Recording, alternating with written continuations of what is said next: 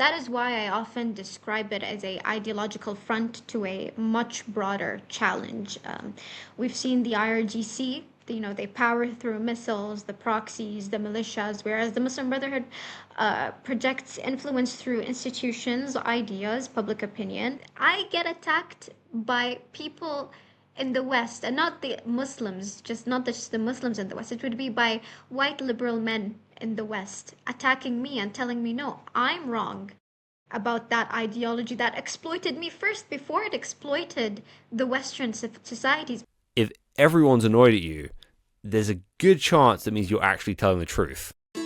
I think Islam hates us. They have done nothing except wreak havoc and terror for our faith and our religion. Professed values of the Western countries, democracy and constitutional and human rights, at least they should speak about this. And it's like, I feel like religion just is making it worse. They say they believe in God, but I think they're just anxious. Before we talk about politics, let's look at the fundamental things. That when we stand up to those who oppress our communities, that Allah accepts from us that as a form of jihad. And it requires people with guts to follow God in an era that everyone does whatever is right in their eyes. Will you distance yourself from those who think differently? Or will you join us at the table and talk about what is really important? This is the Al-Ma'idah Initiative, conversation without compromise.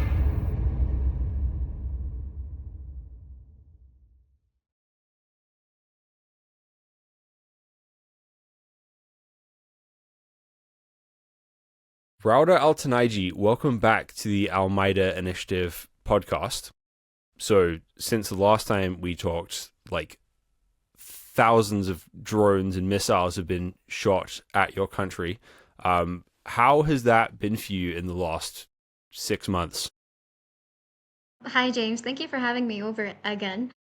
As for the war at the moment, it's been very peaceful.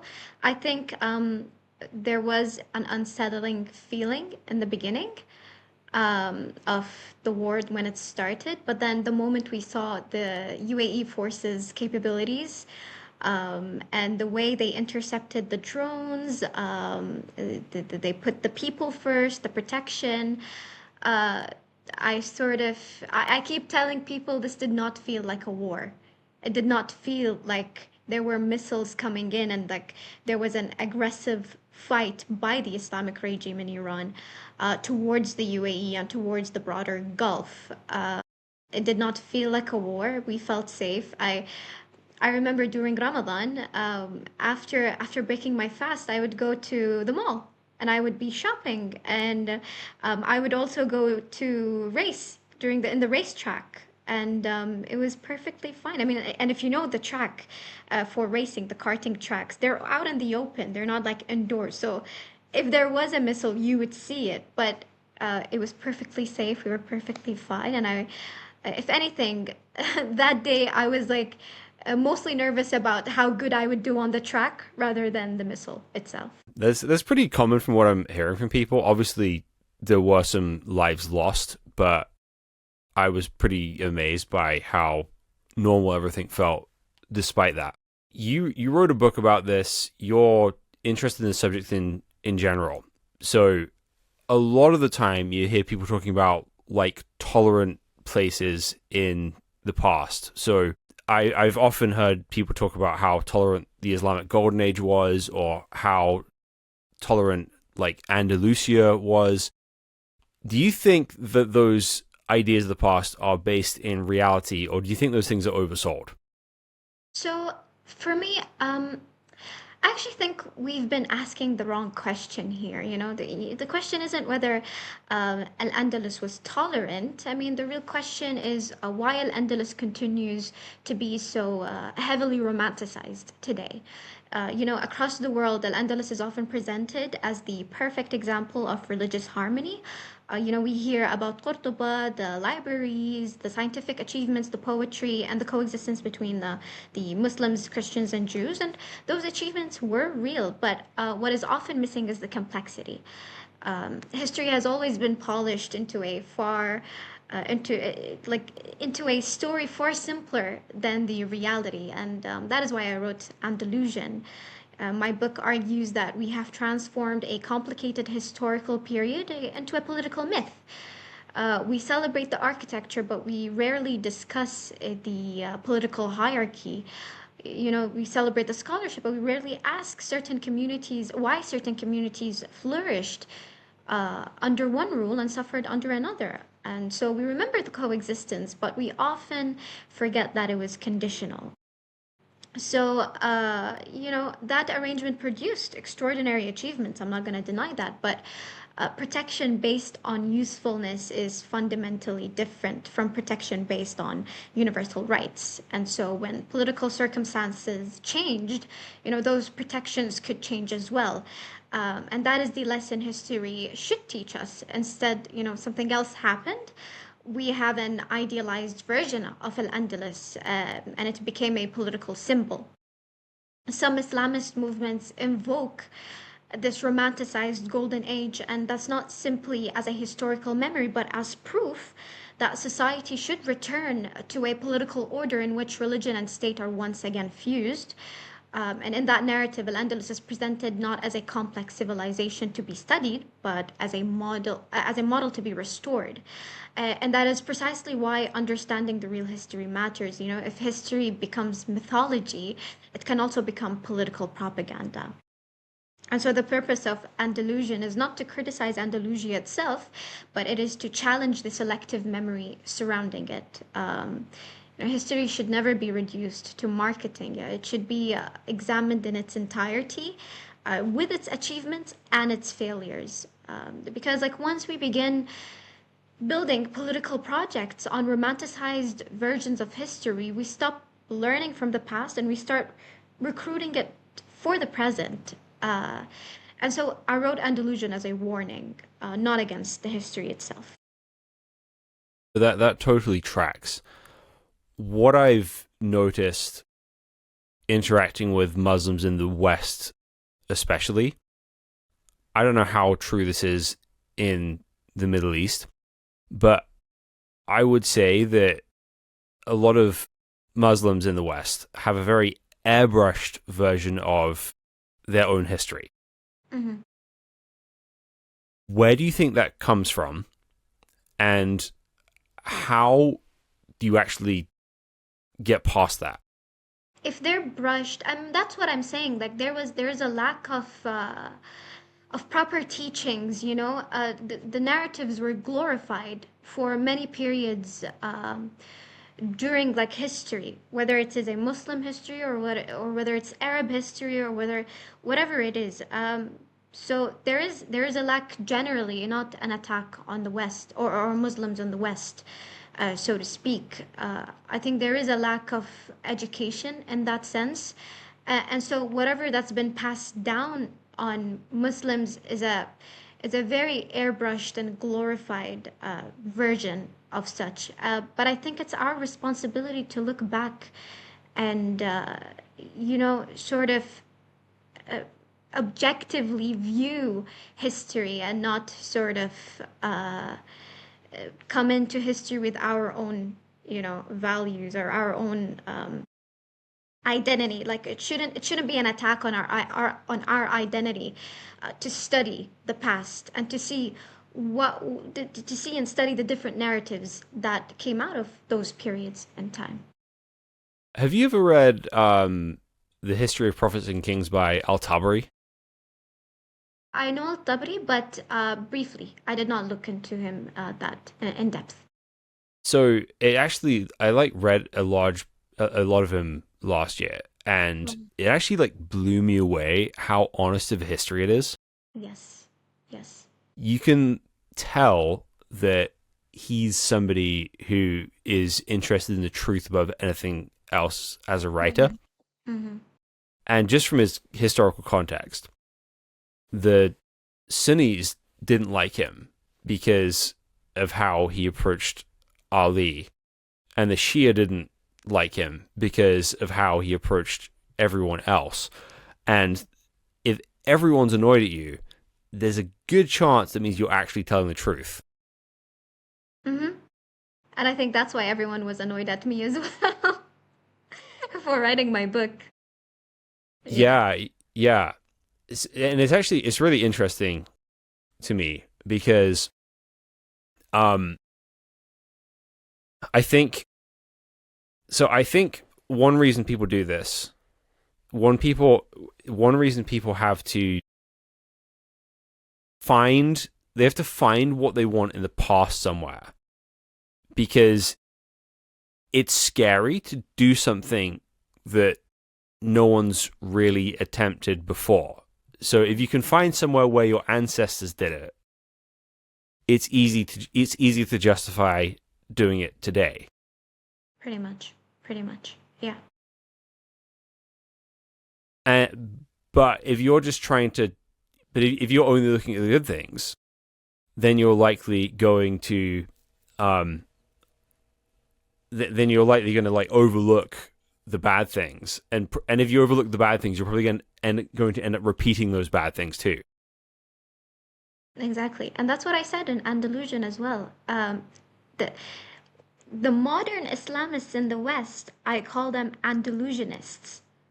And it's because they have this idea or this glorified myth of Al-Andalus and how they want to take over the West all over again. Fully not reading their own history and understanding that, that coexistence was conditional at that point in time. Whether you want to criticize it, was it a smart move or was it a bad move? That's up for the people to debate this, but you need to understand and know that coexistence was conditional. So is that what you really want to do now with the West at the moment? Is that why you want to take over and put an Islamic order, and then have this glorified version of Al-Andalus, not knowing that it was conditional? I don't think the people would like that. So, one thing that I think one thing in your book is I think you were too kind to Michael Servetus. And I think you're a little harsh on John Calvin too. And let me explain why for a second here, right? So and this doesn't undermine your point, but so one thing that contextualizes Calvin and Servetus, as you talked about in your book. And first of all, I was like blown away that you were even writing about that. That's a really interesting thing for you to be writing about. How did you even, where did you learn that story from? No, it was just brief. It was briefly. I did my own research. I tried to connect the dots and stuff. So I'm really into connecting, history and certain stories to sort of make a point. And that's where I came up with like all these, characters and stuff.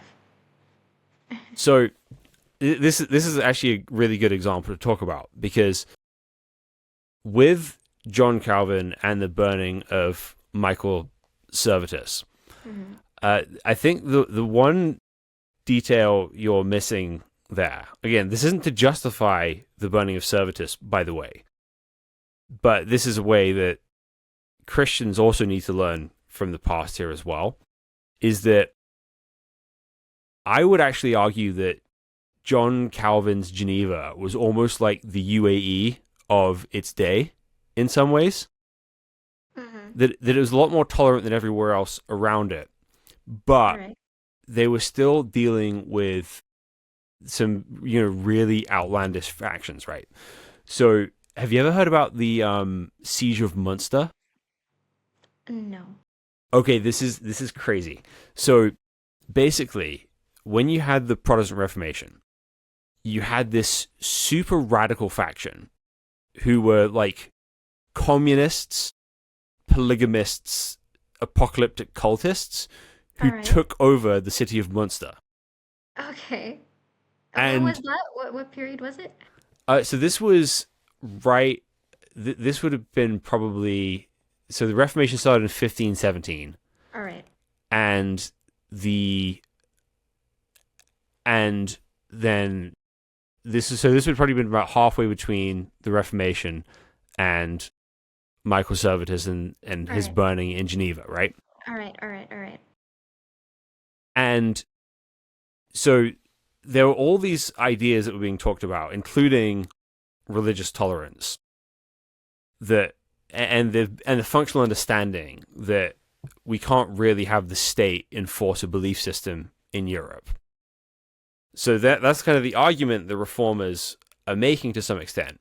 But then these people take it like way too far, take over a city, start a polygamous cult, and a coalition army of Catholics and Protestants has to go and like take the city, and they have to and they string these ringleaders up in like 3 cages on the church in Munster, and those cages are still there to this day. It was one of the most, you should look into this. It's one of the craziest I'll note episodes. this down because I need to look into this. There's a hardcore history episode on it. So basically, at that point, everyone is suddenly like terrified of what too much tolerance can do. Mm-hmm. And so when Michael Servetus is preaching, he's not one of those people. But there's a lot of what he's saying which is very, very similar to those people. And in the context of that, people are like, okay, how far is too far?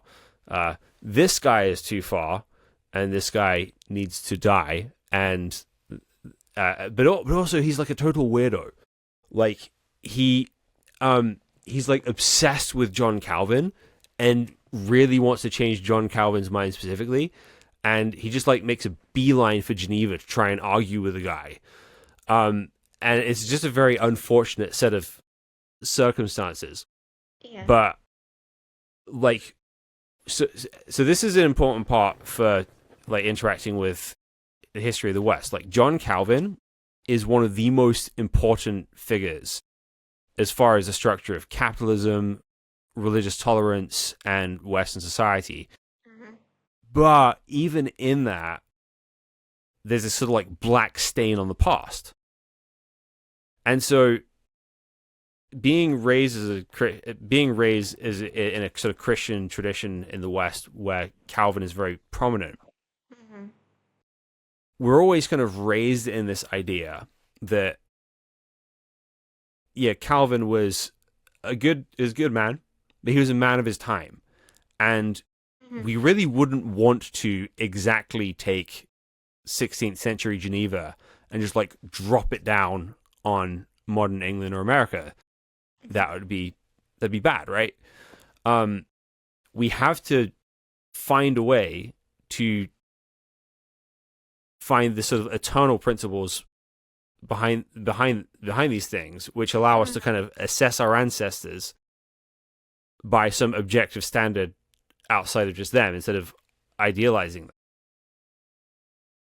Exactly. So I guess, how the world we're living in right now is like super complicated. So how do we do that? How do we try and find kind of eternal principles and properly evaluate the past and properly try and like move the present forward in light of that? Okay, that's an interesting question, because I think, to me, in my perspective, I think we should stop looking for our model in the past and start looking at what actually works today. And I would say here, the UAE is an excellent example. You know, it is a home to more than 200 nationalities living side by side under one legal system. You know, the churches, the temples, the synagogues, the mosques, they all exist within the same country. Religious freedom is protected, but it is also public order. So our diversity is welcomed, but extremism is not. And that distinction is very critical. The UAE understands that tolerance does not mean tolerating extremist political movements. It means protecting people while refusing to give ideological movements the space to undermine society from within. That is why the UAE designated the Muslim Brotherhood as a terrorist organization years ago. It recognized that political Islam is not simply another political opinion. It is a long-term political project. Now, if you will to compare that to the UK, and I'll just throw a few stats here, so just allow me. According to the Community Security Trust, 2025 recorded a 3,700 anti-Semitic incidents, making it the second highest year on record. And so for the first time since records began, every single month recorded more than 200 anti-Semitic incidents, and averaging a 308 incidents every month, exactly double the monthly average before October 2023. So the overwhelming majority involved abusive behavior alongside 170 physical assaults and 217 attacks on Jewish property. And so you put those statistics together and you find that the contrast is striking. The UAE, anti-Semitism in the UAE is a crime. And the state draws a clear line against hatred, incitement, and extremist ideologies before they become normalized. And that is the difference between proactive and reactive governments. One waits for society to become polarized before responding, and whereas the UAE establishes clear boundaries from the beginning. So for me, the future is not in romanticizing Andalusia. It is found in modern states that protect freedom of religion, uphold one law for everyone, reject extremist political movements, regardless of where they come from, and place national cohesion above ideological agendas. That is genuine tolerance, in my opinion. It's not simply allowing differences to exist, but creating, institutions strong enough to ensure those differences never become a tool for division, intimidation, or extremism. Yeah. Yeah. So I guess then now I'm curious what you think of this. So clearly, to some extent, the tolerance in the UAE has been somewhat like visionary. Do you think this is something that's been kind of my perception of this, and correct me if I'm wrong about this, but maybe a generation ago, the tolerance in the UAE was more of a utility, but now people really believe in it. Now, obviously, some people always believe in it, but it seems like people are really proud of it now and really embrace it now. And it really is not just a utility for you guys, it's a value for you guys now. Or maybe it was always a value. Maybe that's just a perception. No, yeah, so I'll just correct you over here. We've always had diversity at the UAE because in Dubai we'd had the trade going on for like decades and decades, if not centuries. And so tolerance was always there, and it was always part of our values because we had so many people coming in and out of this region. And then I would say it's not even a generation ago, because if I look into my mother, and my mother raised me, she taught me tolerance, she taught me all these values that I should respect whoever is in front of me no matter what. And her generation was like that, and the generation before that was like that. We all grew up learning that we should respect one another. It doesn't matter, because even like in the UAE or in the Arab world or the GCC, let me say, we come from different tribes. So those differences in itself requires you to be tolerant of one another and respected and valued. And now it's just because we've expanded, into having more expats coming into the UAE and into the Gulf generally, that this tolerance is now amplified on a governmental level.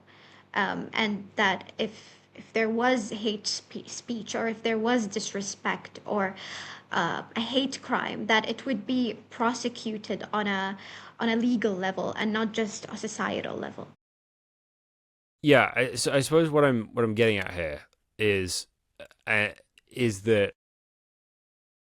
I think the perception of a lot of people about the UAE is that the tolerance is just a utility, right? So you said early on when you were talking about Andalusia, it's there because not because they believe in it, but because there's a utility to it back in Andalusia.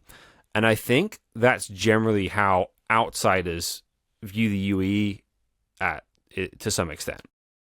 Do you think that was ever true? Or, I mean, I don't think that's true now. Do you think that was ever true in the past? Or do you think that's that's always been unfair? No, I think I understand why maybe the West views it that way. We're in a challenging neighborhood.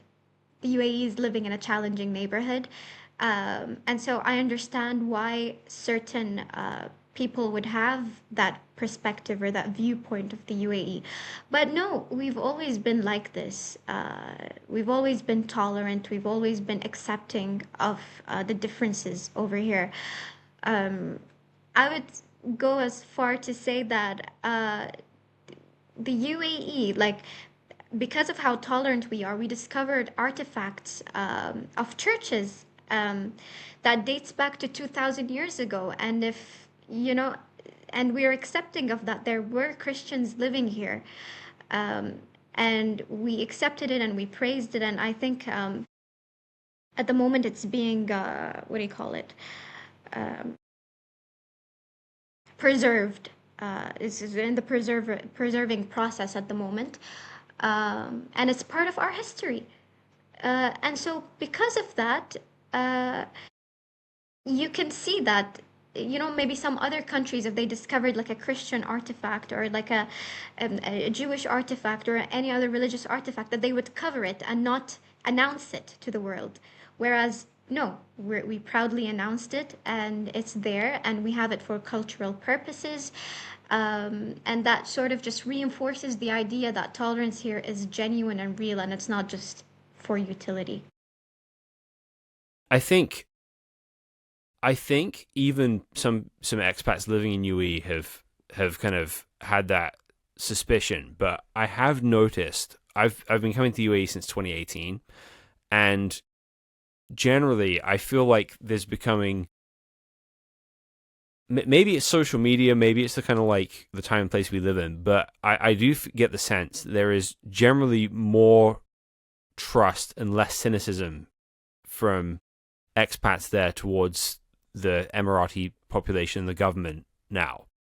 Like, when I first started meeting Christians there, they seemed a little nervous, but now they seem like pumped. It's just like talking to someone in America now. They don't fear about their relationship with the government.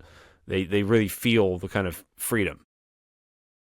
Yeah, exactly. I think during the war, it was such a lovely thing to see. The moment that the Islamic regime attacked the UAE, I kid you not, almost all of the expats got on social media and praised the UAE and swore that they would never leave this country, and they would like fight for it given the chance. If they got the chance, that they would do it. And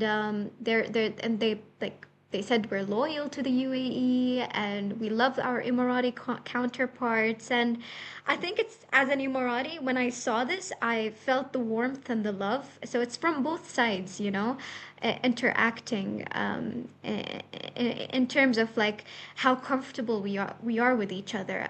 We were comfortable prior to everything, but then the war, when tough times are tested, we were tested during tough times, and the expats and the Emiratis alike, we proved how close we are and how good our relationship is with one another. And even Mohammed bin Zayed came out, and Mohammed bin Zayed, our president, came out and praised the expats for their willingness to stay and fight for this country and to show loyalty.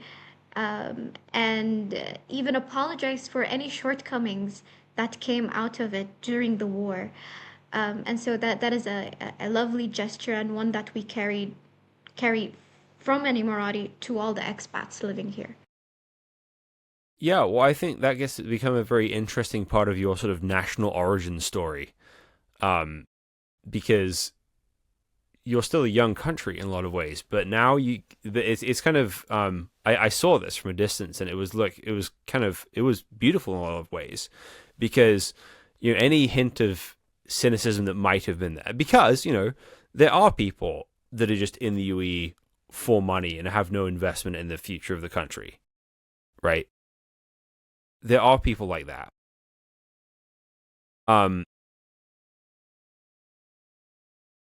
Sorry, James, I think. Yeah, okay, you're back. Yeah, I'm back. Okay. What were you saying? Sorry. So I was saying, so I think this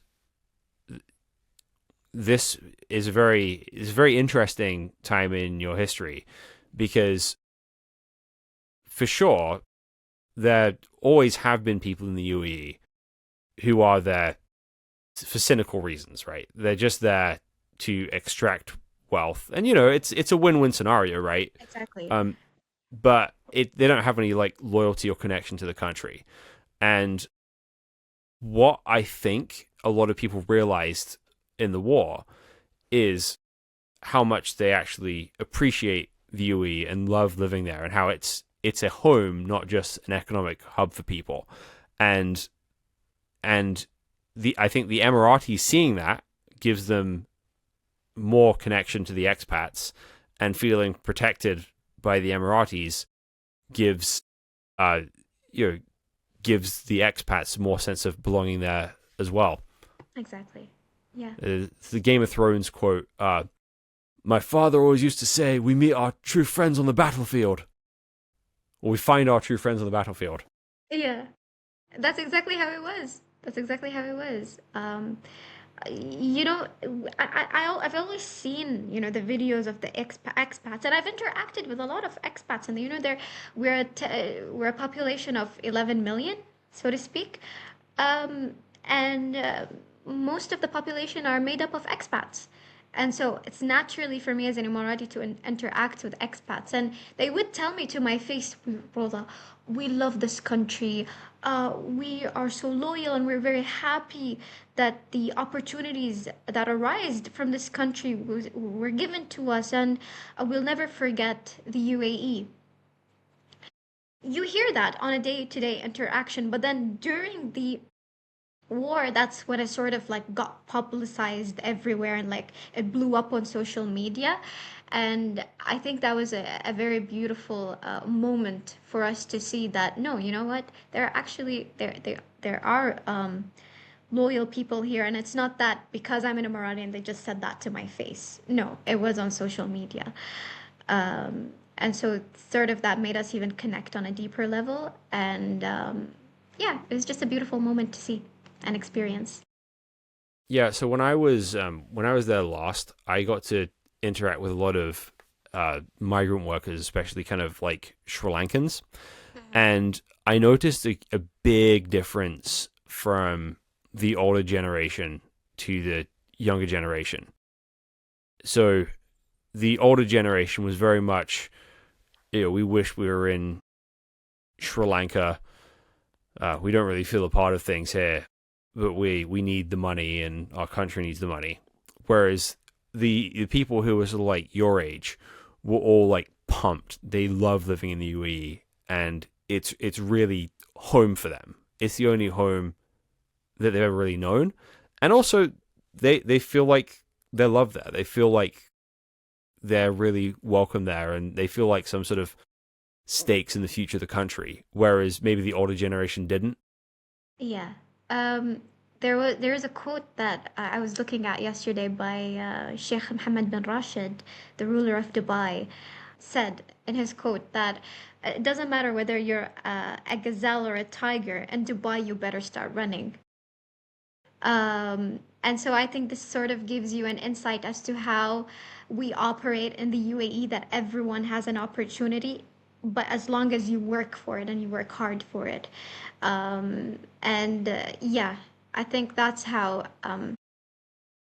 we're operating at the moment. We work hard, we operate, we seek out opportunities in the UAE, and yeah, it doesn't matter whether you're an expat or an Emirati. You better start running. So, one thing I think all the time when going to the Gulf is that where I live is in Seattle is cursed with perfect geography. And what I mean by that is we're a temperate climate. We don't have any natural disasters. We have mountains on one side. We have the sea, which is a saltwater port to Asia on the other side. And people are always going to want to live here. And there's no real big environmental hazards here. Which means, and the reason that's a curse, is that it can basically, for a very long time, weather completely incompetent governance. So, Seattle's a very wealthy city, but the streets here can kind of be crazy sometimes. There's like massive homeless problems. There's like way too much tax, but people keep moving here because the weather's so nice. But as you said earlier, you're in a bad neighborhood, or at least, okay, you're across from Ryan. You're in a bad neighborhood, right? And in a difficult neighborhood. And the environment does not naturally lend itself towards human flourishing. So if you have a generation of bad leadership, everything can fall apart. But you need competent leadership in order to survive. And so you're 23 now. You've got a lot of living to do yet. What are your biggest hopes? What are your biggest fears for the sort of future of the region? And what do you think the biggest challenges are to kind of keep maintaining what you have and keep growing it? So, for me, I'm very happy being in the UAE. Our leadership is very much competent, and the generations that are upcoming as well. You can see it in their faces that no, they're here to actually serve and protect the people. So in that aspect, I'm not worried. However, as you said, we are in a challenging neighborhood, especially with Iran facing us right now and trying to hold the Strait of Hormuz hostage. But because we have a competent leadership, that we're now finding different pathways to avoid Hormuz that will be effective in 2027, I believe, to completely avoid the Strait of Hormuz and not be held hostage by the Islamic regime in Iran. So, competent leadership is one of the most important aspect in a country. And we've been tested a few times during COVID, and it was a success. Everyone got their health care. Everyone got access to healthcare, to the PCR tests, to the vaccines, and all of that was available and easily made because of the UAE government. And then we're tested again during the Iranian war, and you saw the armed forces capabilities and the government and how they wanted the safety of the people was their top priority. And so in that sense, I feel safe even 100 years from now. But then we do have a challenging neighborhood. And so if you want to ask me like, what needs to be done, or what should be done to build an actually tolerant future, and not just for the UAE or for the region, but to say for the world, I would say there are three things we need to get right. And I would say first thing would be the education.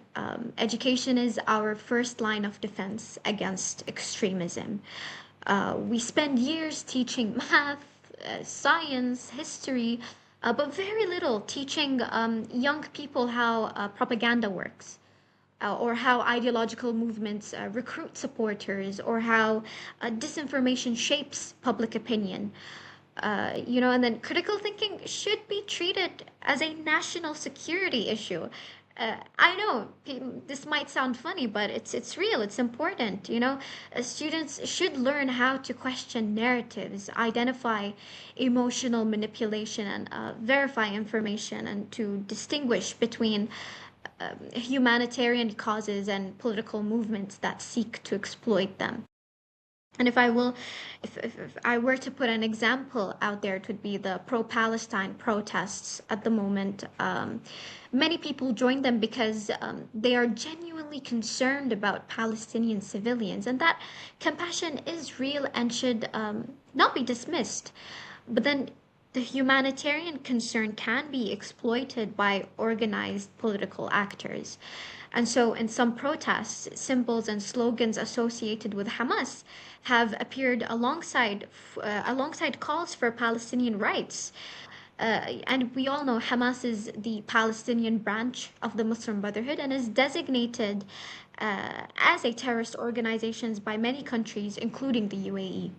And of course, its October 7th attack included the deliberate killing of civilians, kidnapping babies and elderlies, and the rape, among other different atrocities as well.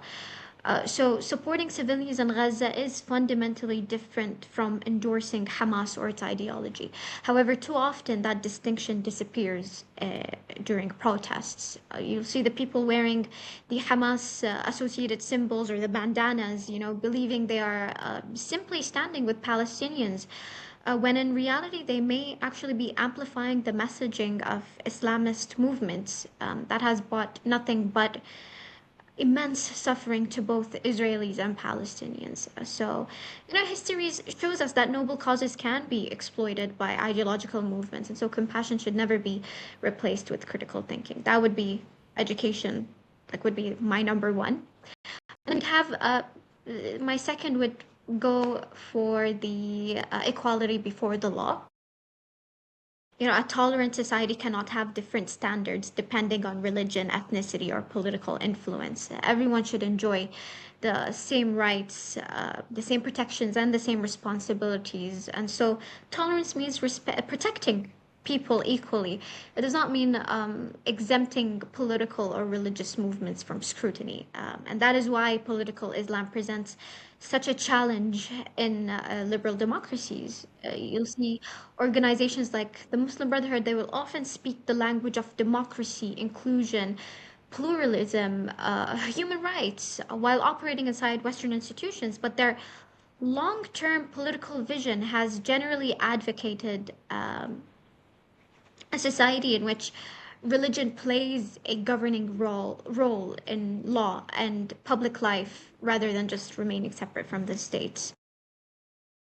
So yeah, that's how my second rule would go. But then the third recommendation would be institutional transparency. And I think this is also very crucial for institutions to understand.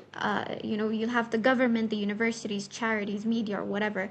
They must know who they are working with. Organizations seeking public influence should be transparent about their leadership, funding, affiliation, objectives. Governments should not just assume that the loudest or the most organized group represents an entire community. You'll have the UAE and the broader GCC. They designated the Muslim Brotherhood as a terrorist organization after years and years of confronting its networks and its methods. So if a country that have lived with these movements for decades are warning the world about its long-term strategies, those warnings deserve serious attention rather than dismissal. So in my book, if Andalusian teaches us anything, it's that coexistence built on convenience is fragile. A genuinely tolerant future must instead be built on principles like an educated society that recognizes propaganda, equality before the law that applies to everyone equally, and institutions that are transparent enough to distinguish between protecting people and empowering ideological movements. So yeah, that would be my answer to all of that. So this is really interesting on a couple fronts, right? So first, the education piece on this, I agree that's important, but it's also like really, really, really difficult. And the reason it's difficult is because it's not just about ideas and critical thinking. Because when you're kind of part of a cause, it kind of becomes like a drug. Like, so feeling like you're righteous and have like, you're on kind of like the right side of things is almost is as much a mind altering drug as like, you know, LSD is or something to some capacity, because and especially when there's a group of people in it together, they're just so consumed with their ideas that they just kind of justify anything. I spent a lot of time with college activists here and like watching how, you know, people who are reasonable individuals just kind of like lose all that when they're with a bunch of people they agree with. Yeah. That's true. That's true. The moment a cause or an ideology becomes part of your identity, it's hard to separate that from oneself. And sort of that's where we come in and educate people and say, you know, if you're not going to listen to a Muslim Arab woman on the dangers of certain ideological movements, who will you listen to? You know? So that's sort of a due diligence from our end, that we need to spread the message and tell people what is happening in the West right now and the threats and what were the consequences. You know, we were victims of that ideological movement in the Muslim Brotherhood or Islamist movements. You know, the Muslim Brotherhood is the political version of Al Qaeda. So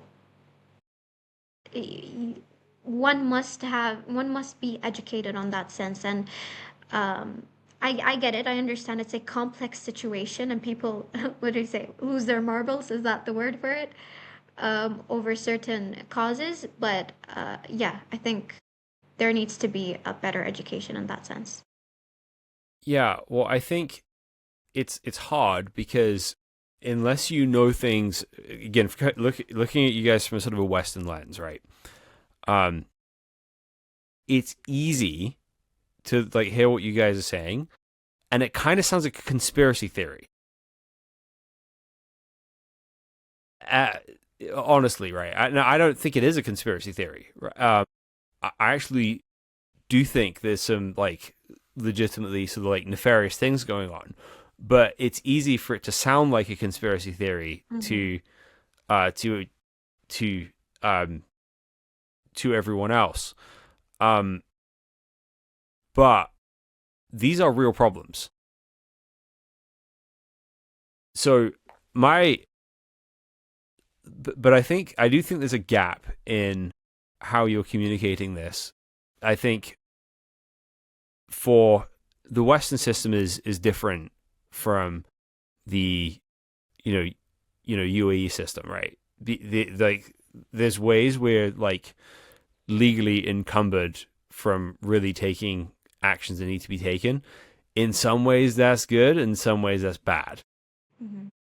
And we got to find ways within our system to be able to do this. But the education is a huge piece of this, because I think for the most part, people do not really understand how extremists in the West work and how Muslim communities in the West work. You bring up a good point, James, actually, about educations and universities, but that's precisely what the Muslim Brotherhood is doing, because they use a bottom-up strategy, right? So they would go to these universities and they would exploit the freedoms that there are in universities or in educational systems to put their agendas there and to spread their agendas there. And I think all we have to do is counter it in the same way. We go to these universities and speak and counter these ideas and counter these ideologies and give them examples. You know, you mentioned conspiracy theories, or that sounds like a conspiracy theory, but you wouldn't know until it happens to you, right? What are you waiting for? You're waiting for a terrorist attack to happen for you to believe that this is a product of the ideology that you're supporting or you're allowing into your systems or into your societies. I hope that's not the case, but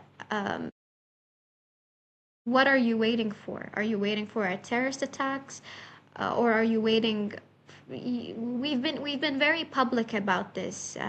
We've been talking about that. Personally, I've been talking about the Muslim Brotherhood for a while and those Islamist ideologies for a while now, and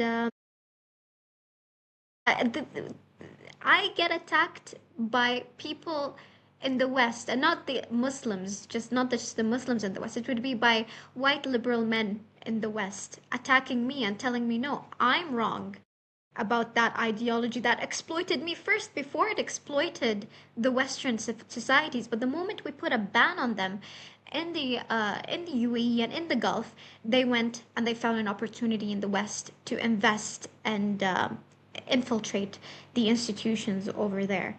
And that's where I call these people Andalusianists. So if you remember, I think it was like about a year ago, the US government banned certain branches of the Muslim Brotherhood, but it also, and Texas tried to ban CAIR, the CAIR, which was used to be US Palestinian Action or something, lost the lawsuit and kind of had to, reformulate later. And so I knew at that point there was no way Texas was going to successfully beat CAIR in a lawsuit.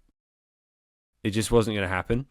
I actually think, and this is part of the difficulty, right? Is a lot of these bigger orgs in the West are very opaque, and it's legitimately hard to tell where legitimate human rights actions are being done. So CAIR, for example, right? Despite having some shady roots in a lot of ways, has done some legitimate civil rights work as well. So it can be difficult to kind of nail down exactly what's going on. And even if you try, oh my word, they have a lot of lawyers, right? Yeah. So it's yeah. So in the UAE that you'd not have the same problem in doing that, because you can simply take the big picture view and say, okay, no thank you. Whereas it's a lot harder for the US to do that because of the sort of sprawling bureaucracy of our system. And again, some protections which are genuinely good, but do make things complicated. Yeah, I agree. But I think that's where we come in. The UAE has a list of designated terrorist organizations. I believe CAIR might be one of them, if I'm not mistaken. And there is a framework that is done by the UAE to designate who is a terrorist organization and what constitute an organization to be a terrorist entity. And I think if the US could learn from the framework that we use, for example, maybe not apply the same exact rules because we're different. At the end of the day, we have different governmental systems, but sort of understand the framework as to what goes into designating certain organizations as terrorist entities. I think the US would greatly benefit from that. But no, I get it. It is complicated, and that's where they're thriving, and that's why they're allowing, or that's why they're going to Western institutions and exploiting those systems, is because they know they're weak, or they know that there are certain gaps in the systems where they can exploit. And I'll give an example in terms of freedom of speech. They're allowed to go and speak and spread their messages, but then the moment someone else comes up to counter or to criticize, they would make it very expensive and they would sue you to death for defamation. And that is happening when it should have been fair game. You're trying to infiltrate a society, or you're spreading dangerous messagings. It might not be clear that these movements don't start out fully violent. They would use and hijack these political systems, put out their messagings, but then justify violence. For example, like Hamas in the West right now with the pro-Palestine movement, they would you'd see people putting it out as a resistant movement when it's not a resistant movement. When was ever kidnapping and rape an act of resistance? It's not. It's terrorism, and it should be treated as such. But because they're so loosely translated in the West, in those protests, or they're allowed to do so because they're the institutions they're a bit easily manipulated, and I think that's where like should be a more awareness with regards to how these ideological movements work and operate. Yeah, and I think I think there's a big opportunity that's being missed in people that want to stop these things, because I think the focus is on the big institutions, but you want to know how, you want to know where the easiest place to catch and find extremists is in the West? Where? It's the Dawa organizations. And if you look at the Dawa organizations, they really cannot contain themselves, right? So if you look at the bigger orgs, they're going to be much more disciplined, much more careful. They have lawyers on retainer. Exactly. They never say anything. But the Dawa organizations are full of like overzealous young guys who are like, not everyone who's part of a Dawa group in the West is an extremist, by the way, right? I'm not saying that, but but if you look at that Australian mass shooting, I think it was like late last year. How did that guy have all of his contacts? He had his contacts through a Dawa group. So these Dawa groups often are the sort of like entry point for the extremists, right? That's how people are radicalized. That's how they're connected to wider networks. And so in America, what you'll find is in certain cities that you have a Dawa group, and the leader of that Dawa group is publicly supporting Hamas, publicly supporting the Taliban, publicly telling Muslims they need to do military jihad. And then that Dawa group will be in every masjid in the city, working with every Muslim group in the city. And you've got this huge connection point. Now, most people don't know they're like that. Like, most people think they're just spreading Islam, and they think, well, somebody needs to be doing that, and it's good that these people are doing that. They don't realize that these people are often extremists, but they're much more unguarded about it. So if you start lifting up those rocks, and people start looking there, that's where you're going to find your extremists in the West, and I think that's how you can actually stop it. Yeah. So, as I said, the greatest threat is political Islam at the moment. For too long, the West has treated extremist movements, as isolated organizations. It looks at Hamas different, Hezbollah different, the IRGC different, and the Muslim Brotherhood separately. And I believe that it's the wrong framework. These movements may differ in leadership, theology, or whatnot, but they often advance the same objective. Their objectives would be like weakening moderate states, undermining liberal democracies, or even replacing national identity with ideological loyalty. So the Muslim Brotherhood is actually central to that ecosystem, or extremists in general. That is why the UAE banned the Muslim Brotherhood and designated it as a terrorist organization, because it recognized that the Muslim Brotherhood is not merely a religious movement. It is a long-term political project. So, and unlike the terrorist groups that merely rely on violence. You know, the Brotherhood works through institutions like the Dawah Bros, or you know, those kind of people. You know, it builds influence in universities and NGOs, charity, media organizations. We've seen the podcasts that came out of it, and the political circles. So it shapes the narrative before others shape the policy. So that is why I often describe it as a ideological front to a much broader challenge. We've seen the IRGC, you know, they power through missiles, the proxies, the militias, whereas the Muslim Brotherhood projects influence through institutions, ideas, public opinion. So you have, like, you know, one's fighting on the battlefield, and the other is fighting in classrooms, newsrooms, boardrooms, campuses. They use different methods. However, their political interests overlap in the West, and that's where the Muslim Brotherhood in the West is the direct proxy of the Islamic regime in Iran. And that is why Andalusian is a wake-up call to the West. You know, it argues that civilizations rarely lose simply because an enemy is stronger. They actually lose when they stop recognizing ideological movements until those movements have already embedded themselves within their institutions. So the Gulf understood this because we experienced those methods directly.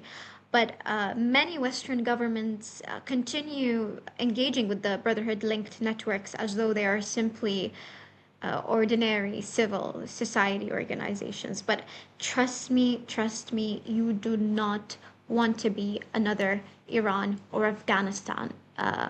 You know, but the left in particular is so lenient and accepting of these Islamist movements. But I'll give you an example. You know where we have seen this acceptance before?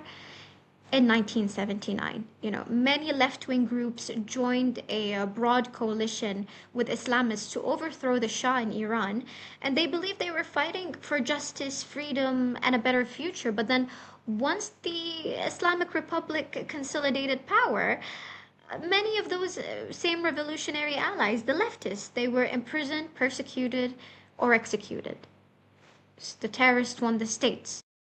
And that is why ideological movements should always be judged by the political system they seek to build, not simply by the slogans that they use while seeking power. History shows that movements can speak the language of justice, liberation, or resistance while pursuing very different political destinations. And that is one of the central warnings of Andalusian. You know, a society should never confuse emotionally compelling narratives with a long-term political project that may lie behind them. You know, good intentions are not enough. Citizens must also understand the ideology that they are empowering. So I think one thing that's different about dealing with this in the West than it is about the Middle East, right? As a Muslim, as a majority Muslim country, it's much easier for the UAE to both recognize and clamp down on extremist ideas than it is for the West. And part of the problem in the West right now is like the anti-Muslim rhetoric is not very precise. Mm-hmm. And if you want to actually beat these ideologies and organizations and like whatever form they come in, you need to be super, super, super surgical in the West, right? That's what people need to do. Mm-hmm. They need to be able to identify a problem in an exact fashion, and they need to bring receipts. Because if you don't do that, that actually kind of plays into the sort of the Muslim Brotherhood playbook. Yeah, exactly. Which is you represent normal people, right? And if people swing imprecisely and they hit regular Muslims who haven't done anything wrong, mm-hmm. then it allows the Brotherhood types to come in as champions of the oppressed to solve to solve a legitimate problem that they may have helped create, but nevertheless is like a real thing. So I think my concern, like, I do think the West is waking up to this a little bit right now. Like, people are a little bit more aware about this, but if they don't handle this with precision, it's going to play right into the Brotherhood's hands and the extremist hands. No, I agree. And they use this gray area to, play and manipulate the societies. And but there are many research papers that came out detailing and exposing their tactics, and they're very precise in the research, and I'm happy to share them. They're from Sawab Center in the UAE, and then we also have Trends Center for Research. They both are well equipped in the Muslim Brotherhood terrorism and the way they operate and their tactics. And so I think what needs to be happening is that these research papers be more exposed in the West and and to the public's eye, and to tell them to showcase the details and to showcase the tactics as to what is happening at the moment and why the UAE designated the Muslim Brotherhood as a terrorist organization. What was the framework that was used by the Muslim Brotherhood to destabilize, or the attempt to destabilize societies from within. And I think the moment the reach and the education is there, I think the society might be very well saved. And I hope it's not too late for that. I hope that there is a reversal of what is happening in the West right now. It's never too late. In the 800s, I think it's the 800s, before England was even really a country, there was a massive Viking invasion, and the king and all his men had to go and hide, and the King Alfred was depressed, so depressed that the woman he was hiding with asked him to watch the cakes, and he let them burn. She was mad at him, but then he comes back from the swamp to retake his capital, to push the Vikings back and make a peace agreement with them where they're forced to live side by side, and actually becomes the foundation of the world we live in today. So I don't believe it's actually ever too late to deal with these kind of things, but let's try not to leave this until we're hiding in a swamp somewhere. Exactly. I hope so, and I hope there are no terrorist terrorist attacks to happen in the West, and bombings and such. We do not want another 9/11, and we do not want it happening in the UK either, given the circumstances over there, and how heavily infiltrated the society is over there, and the infiltration by the Muslim Brotherhood at the moment over there. I hope that there is no such terrorist attack coming from them. And I think there was something good that came out of the UK recently. I believe that they're moving with the designation of the IRGC as a terrorist organization. So I think that is a good step, and I'm hoping for more. Yeah. I think there's a huge opportunity right now. Yeah. I'm not a doomer by any means, but I think there's a lot of work to do, and if we're going to do that work, we have to build friendship and communication across cultures, and to not only to sort of resist evil across cultures, but to build good across cultures too. Exactly. I can agree on that. Well, Rauda, thank you so much for being on the show today, and thank you guys for watching the Al Maida Initiative podcast. We will be back next time.